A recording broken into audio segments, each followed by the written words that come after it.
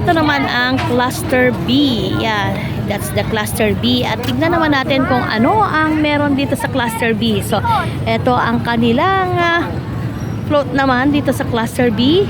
And of course, they have a lot of vegetables also. And mga plants. Ayan. So, tignan natin kung anong... Oh!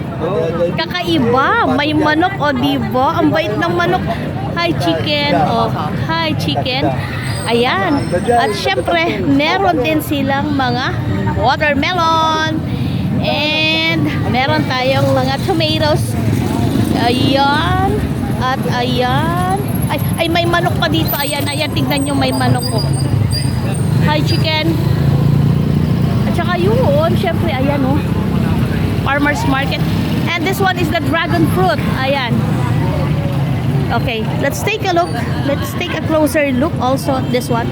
Oh, ayan. Meron silang replica. May mga landscape ng ano. Ayan, yan.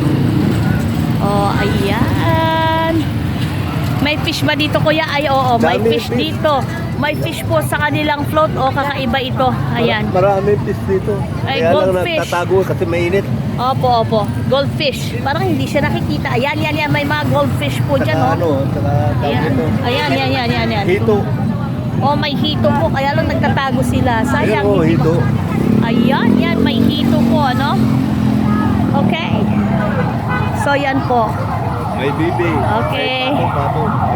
Yeah, thank you.